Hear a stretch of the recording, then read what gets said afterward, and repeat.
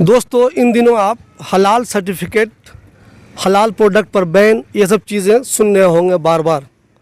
मुसलमानों के बारे में आम तौर पर जो सब लोग जानते हैं वो ये है कि मुसलमान भले ही कमाई हराम तरीके से करे। मान लीजिए मुसलमानों ने किसी की ज़मीन पर कब्ज़ा कर लिया है, मान लीजिए मुसलमानों ने किसी फ्रॉड तरीके से कमाई की है, मान लीजिए मुसलमान बहुत सारे ज़रिए हो सकते हैं जो गलत तरीके से वो पैसा कमा रहा है। लेकिन मुसलमानों में एक खूबी ये होती है कि जब वो गोश्त की दुकान पर जाता है उससे ये ज़रूर कहता है कि मुझे हलाल वाला गोश्त दीजिएगा, चाहे उसका पैसा वो हराम का ही क्यों ना हो।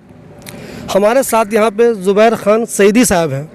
इस टॉपिक पे मैं इनसे इसलिए बात कर रहा हूँ, इनको दीन दुनिया दोनों की समझ है। इन्होंने अलीगढ़ मुस्लिम यूनिवर्सिटी से तालीम हासिल की है, इन्होंने जामिया से तालीम हासिल की है, ये JNU में भी रहे हैं, ये उमराबाद में भी रहे हैं और इन चीज़ों को सही से समझते भी हैं। इन्होंने फेसबुक पर इस ताल्लुक़ से कुछ लिखा भी है। ज़ुबैर साहब, सबसे पहले हमारे दर्शकों को आप ये बताइए कि योगी जी ने जो फैसला लिया कि हलाल प्रोडक्ट बैन होगा, एग्जैक्ट शॉर्ट में ज़रा ये बताइए क्या चीज़ है, क्या फ़ैसला लिया उन्होंने? दरअसल एक शिकायत मौसूल हुई थी उनको। उसमें ये लिखा हुआ था कि मार्केट में कुछ ऐसे उत्पाद मौजूद हैं जिन पर हलाल का सर्टिफिकेट का एक वो लगा होता है, ठप्पा लगा होता है, जिसकी वजह से जो दूसरी कंपनियां हैं उनके सेल पे फ़र्क पड़ रहा है। तो उस पर उन्होंने संज्ञान लेते हुए ये कहा कि जो ये हलाल सर्टिफिकेशन है ये कोई ऑथराइज गवर्नमेंट की तरफ से नहीं है, इसलिए उन्होंने अपने उत्तर प्रदेश के अंदर हलाल सर्टिफाइड जो चीज़ें जो मार्केट में मॉल्स में बिक रही थी उस पर उन्होंने मुकम्मल तौर से बैन कर दिया है। क्या मुसलमान इतना नासमझ है कि उसे किसी सर्टिफिकेट की ज़रूरत है? उसे नहीं मालूम है कि कौन चीज़ें हलाल हैं, कौन चीज़ें हराम हैं? नहीं, मुसलमान बिल्कुल भी नासमझ नहीं है इन चीज़ों में कि क्या चीज़ हलाल है, क्या चीज़ हराम है। क्लियरली मेंशन है कुरान के अंदर, हदीस के अंदर, और हर मुसलमान जानता है क्या उसके लिए हराम है और क्या उसके लिए हलाल है।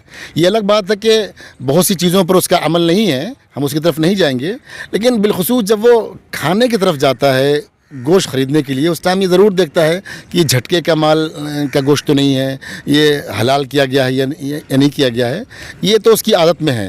लेकिन ये जो सर्टिफिकेट जो हैं ये दरअसल पैक चीज़ों के लिए होते हैं, जो टेट्रा पैक चीज़ें और जो मार्केट में जिनको इंपोर्ट एक्सपोर्ट भी इनके साथ में शामिल होता है। मॉल में जो फ्रोज़न जो चीज़ें बिकती हैं, क्योंकि वहाँ पर एलीट क्लास के लोग आते हैं तो उनकी एक आदत में है, वो देखते हैं कि उसके अंदर हलाल लिखा हुआ है या नहीं लिखा हुआ है। इसलिए ये चीज़ जो है एक पढ़ा लिखा जो मुसलमान है जिनको शायद उतनी ज़्यादा नॉलेज नहीं है, तो वो सिर्फ उसी पर जैसे एक्सपायरी डेट देखता है वो और रेट देखता है, वैसे ही वो हलाल सर्टिफिकेट को देखता है वहाँ पर। ज़ुबैर साहब, ये बताइए, जैसे आपने बताया कि जो पढ़ा लिखा मुसलमान है, ज़्यादातर लोग आप तो पढ़े लिखे ही हैं, तो वो ये ज़रूर देखता है कि वो हलाल है या नहीं है। तो क्या आपको ऐसा लगता है कि जब कुछ लोगों को ये अंदाज़ा हुआ कि मुसलमान इन चीज़ों पर गौर करता है, तो क्या उन्होंने सर्टिफिकेट देने की एक दुकान तो नहीं खोल ली? और अगर उन्होंने दुकान खोल ली तो क्या उनको किसी ने ये कहा, किसी ने उनको परमिशन दी, गवर्नमेंट ने उनसे कहा, गवर्नमेंट से इनको किसी तरह का कोई अप्रूवल है कि वो ये बताएं कि फ़लाना सामान हलाल है या फ़लाना सामान हलाल नहीं है? जो लोग सर्टिफिकेट दे रहे हैं, हम किसी का नाम नहीं ले रहे हैं, 3 कंपनियों के ख़िलाफ़, जो 3 ऐसे हैं सर्टिफिकेट देने वाले, उनके ख़िलाफ़ बाज़ाब्ता FIR भी हो गई है। तो जो लोग ये सर्टिफिकेट दे रहे हैं उसको ये किसने कहा कि तुम सर्टिफिकेट दो, वो ये इस अहल है कि वो सर्टिफिकेट दें? ये बड़ा अहम सवाल आपने किया है। असल में होना तो ये चाहिए था कि ये बहुत अहम इशू है, क्योंकि आज जब पैक चीज़ों का ज़माना है और पूरी दुनिया के अंदर, चाहे आप मगरब में चले जाएं, अमेरिका में, बरतानिया में, जापान में, जर्मनी में, कहीं भी आप चले जाएं, वहाँ पर पैक चीज़ों पर ये हलाल सर्टिफिकेशन की एक इंटरनेशनल एक ऑथराइज कंपनी है जिनको वहाँ की सरकारों ने अप्रूव किया है। लेकिन बदकिस्मती ये है हिंदुस्तान की, हमारे यहाँ हज कमेटी तो सरकार से अप्रूव्ड है, लेकिन ये जो बहुत ही अहम चीज़ है हलाल सर्टिफिकेशन, होना तो ये चाहिए था कि हमारे जो बड़ी तंजीमें हैं वो पहले गवर्नमेंट से रुजू करती कि उसको गवर्नमेंट के दायरे में, क्योंकि अगर आपको हिंदुस्तान में काम करना है तो गवर्नमेंट के दायरे में काम करना होगा। बिना गवर्नमेंट के ऑथराइज़ किए हुए अगर ये सर्टिफिकेट बेच रहे हैं या बांट रहे हैं या इशू कर रहे हैं या इसका कारोबार कर रहे हैं, इसके चांसेस हैं, क्योंकि कुछ ऐसी कंपनियां हैं गैर मुस्लिमों की, बड़े बड़े एक्सपोर्टर्स की, जिनको हलाल के लाइसेंस बड़े आसानी से मिल गए हैं। मैं किसी का नाम नहीं लूँगा, आप जानते हैं बड़ी गोश्त की एक्सपोर्टर कंपनियां हैं जिनको आसानी से लाइसेंस मिल जाते हैं, और जो छोटी कंपनियां हैं उनको लाइसेंस नहीं मिलते हैं। तो ये कहीं ना कहीं इसमें एक कारोबार पिन्हा है। होना ये चाहिए था कि इन अथॉरिटीज़ को, अगर वो अपने आप को अथॉरिटी मानते हैं, तो गवर्नमेंट से रुजू करना चाहिए था कि ये बहुत ही अहम इशू है, इसको आप सरकार के दायरे में, एक मंत्रालय के दायरे में इसको चीज़ों को लेके आएँ। जो फूड वाला FSSAI जो एक डिपार्टमेंट होता है गवर्नमेंट का, उसके अंडर में एक, और उसका फ़ायदा ये होता है कि उनको रिक्वायरमेंट भी मुसलमानों की होती है। वहाँ पर मौलवियों की रिक्वायरमेंट, जैसे आर्मी के अंदर जो मुसलमान आर्मी वाले होते हैं, एक रिलीजियस टीचर का वहाँ अपॉइंट किया जाता है अंतिम संस्कार करने के लिए, तजदीद तकफीन करने के लिए, नमाज पढ़ाने के लिए। वैसे अगर सरकारी सतह पर ये मुदाखलत करते तो हमारे बहुत से लोग जो स्कॉलर हैं, इस्लामिक स्कॉलर हैं, उनको गवर्नमेंट की मुलाजमत के मौक़े मिलते। तो ये जब नॉर्म्स के ख़िलाफ़ गैर ज़िम्मेदाराना तरीके से जब ये काम हो रहे हैं, इसलिए इन पर परेशानियाँ आ रही हैं। मुझे साहब ये बताइए, जो हम लोग लोकल में दुकानें देखते हैं, चाहे वो मुर्गे वाला हो या चाहे कोई और हो, हम अपनी नज़रों के सामने उसको देखते हैं, वो बिल्कुल गंदा सा रहता है, नापाक सा रहता है, कभी मैंने साफ़ सुथरा देखा नहीं, खटाखट वो 10 मिनट के अंदर 50 मुर्गा कर देता है। तो क्या जो इस्लामी तरीक़े हैं, आपको लगता है वो आदमी उस पर अमल कर रहा होगा या नहीं कर रहा होगा? तो क्या मुसलमानों को उस पर कभी एतराज़ तो होता नहीं है? फिर ये हलाल प्रोडक्ट पे लिखा होना क्या ज़रूरी है? बड़ी आपने अहम बात कही है। ये अल्लाह ताला के रसूल सल्लल्लाहु अलैहि वसल्लम ने जो ज़बह करने के जो उसूल बताए हैं, उसके अंदर एक बड़ा उसूल ये है कि आपकी जो छुरी हो, जो चाकू हो, वो इतना तेज़ हो कि जानवर जो है बहुत आसानी से कट जाए। अगर मथरा या थोड़ा सा वैसी छुरी है तो बिल्कुल उसको नाजायज़ उसको करार दिया गया है। हमें जानवर को ज़बह तो करना है, लेकिन उसकी जान जब निकल रही है उसका भी ख्याल करना है। पूरे तरीक़े बताए गए हैं, पूरे आदाब हैं।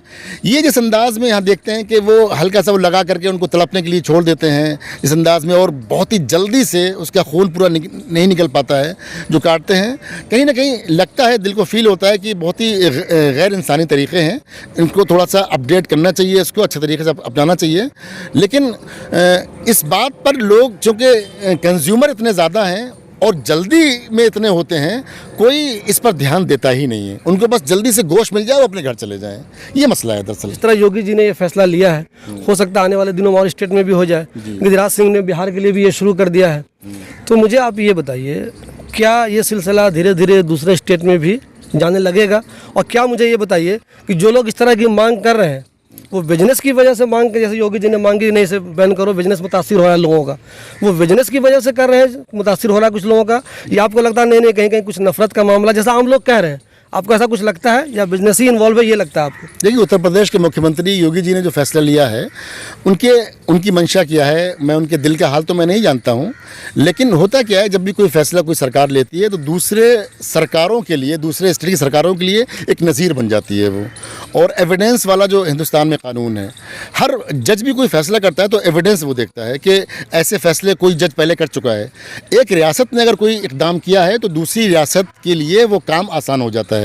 और ये ऐसी चीज़ है जो अगर नॉर्म्स के ख़िलाफ़ है, अगर इन्होंने तरीक़े से इस काम को नहीं किया है, तो यकीनन दूसरी सरकारें भी इसको करेंगी और हो सकता है कि ये एक नेशनल इशू बन जाए और बाकायदा ये सर्टिफिकेट, और हो सकता है इसके अंदर एक खैर का पहलू भी हो।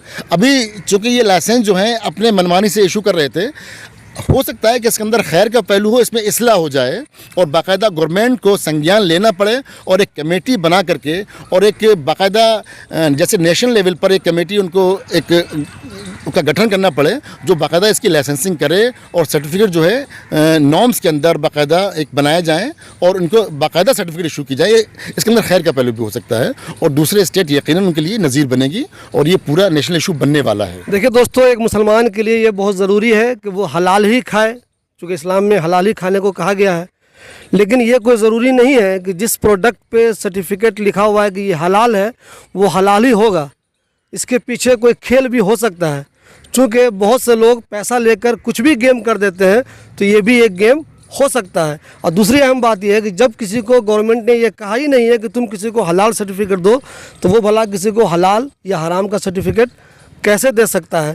ज़रूरी है प्रोडक्ट पे हलाल लिखा हो, अगर ऐसा कुछ है तो उसके लिए गवर्नमेंट को बाज़ाब्ता कमेटी बनानी होगी, उसमें उलमाए किराम को शामिल करना होगा और फिर बाज़ाब्ता एक अच्छे प्रोसेस से इस सिलसिले को शुरू कर सकता है। लेकिन कोई भी तंजीम, कोई भी इंडिविजुअल, चाहे वो कहीं का हो, वो अगर ये कहता है कि मेरे पास ये लाइसेंस है कि मैं किसी को बताऊं कि फ़लाना सामान हलाल है या फ़लाना सामान हराम है, ये किसी भी तरह से दुरुस्त नहीं है। इसके पीछे कोई खेल भी हो सकता है, अच्छे लेवल की इसके पीछे कमाई भी हो सकती है।